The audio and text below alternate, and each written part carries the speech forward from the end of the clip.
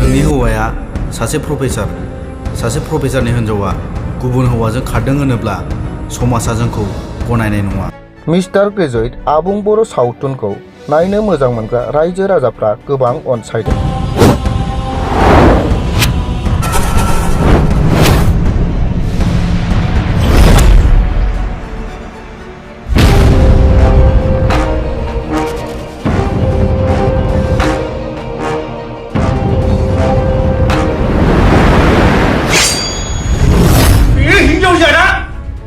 गेसाव गुबुन बाथ्राफोरखौ मानो रायखाङोब्रा जाय जिनिसा बिदै गनानै गेसाव जागाजोब्बाय बेयाव मानो दै लुफिनना बिदै गफिनलायदोंलाय हा?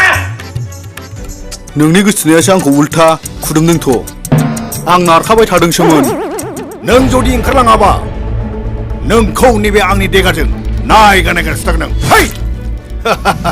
नोंलाय माथो हाबा जानाय होननानै आंनो खोन्थायाखै? नोंलाय माथो गथ' सानैनि बिमासोनो? ओइ नेबासि फिसाय देगा सिंगुन्दा नायगोनलै नोंखौबो।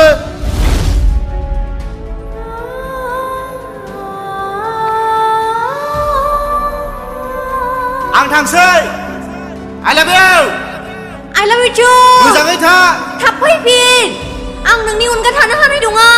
नोंनि मोनसे जिउ आंनि मोनसे जिउ नोंनि मोनसे जिउ आंनि मोनसे जिउ मोननैजों मोनसेल' जिउ मोननैजों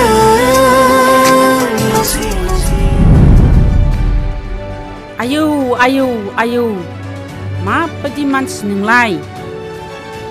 बेसे मिटिं लिंजाबावनो गामियाव?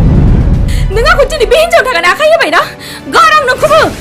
जुदि बे बाथ्राखौ आनै आमाइ मोना मिथियोब्ला नोंखौ गोदोनायाव हास्रोगोन आं मिथिबाय। सिथा। सासे लेखा फरायनो गोसो जानाय गथ'खौ बुनानै हरोबा बिनि फिउचारा मा जायो? बिनि साननाय हनाया मा जायो? आं बिनि खिथेरखौ लागोन।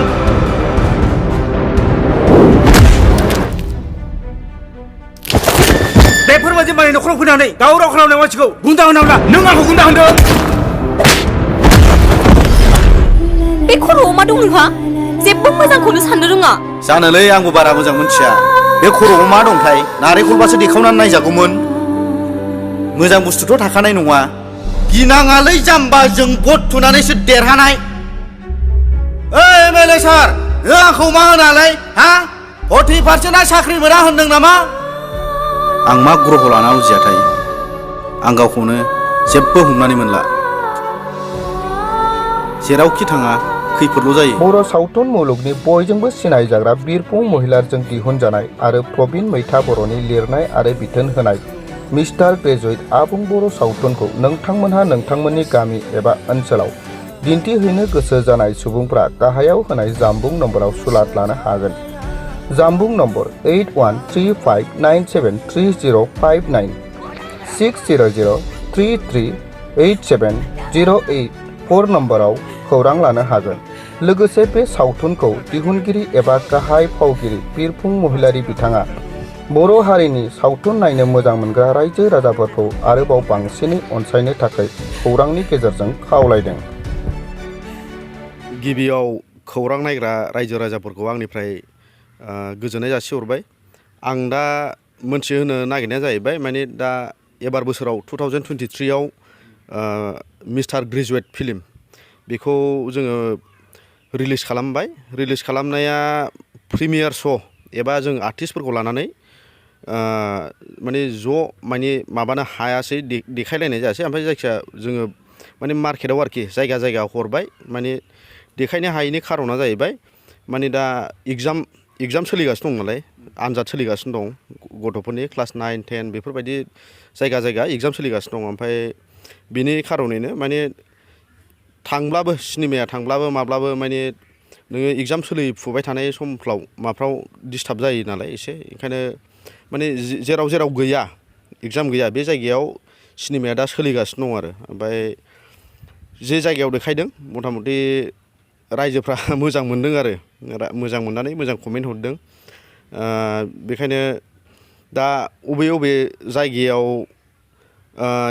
एगजाम बायखांनानै नङाबा देखायनाय फुजाफ्राव माने कन्टेक्टखौ खालामनो हासिगोन आरो।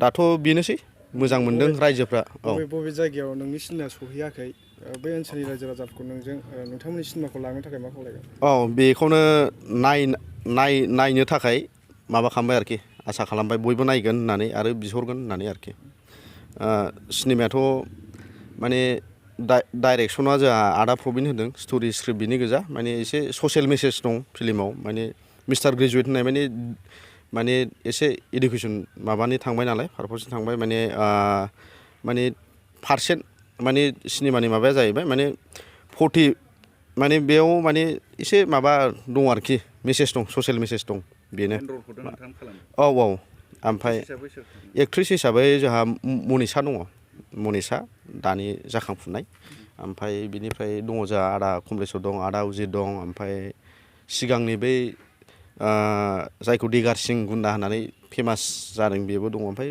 मथा मथि गासिबो फ्राया फुरानायानो बे गावनो डाइरेक्सनाबो आदा मैथा प्रबिन बर'आ गावबो रल खालामदों ओमफ्राय दङ मथा मथि फुराना गोजायानो माने गोदान आर्टिस्टफोरखौ दङ गोदान आर्टिस्टफोर दं साफा सानै ओमफ्राय बांसिन फुरानाखौ लानानै बानायनाय जादों आरो आसामनि सिङाव थानाय गासिबो बर'फोर थानाय जायगानि बै ओनसोलफ्राव हरनो टारगेटफोर लादों नामा सिनेमाखौ कन्टेक्ट खालामोबा? औ टारगेट लादों दाथ' ओरै सनितपुर साइडजोंबो सनितपुर ओरै कार्बि आलं ओमफ्राय बिसोरबो माने बिटिआरनि बाहेरायै आरो बेफोरबायदि जायगायावबो मथा मथि दा कन्टेक्ट जाबाय मथा मथि नैबे बिश्वकर्मायावबो दङ श' दं बेनोसै सिनेमाखौ नांगौबा बबे नाम्बाराव कन्टेक्ट खालामनांगौ?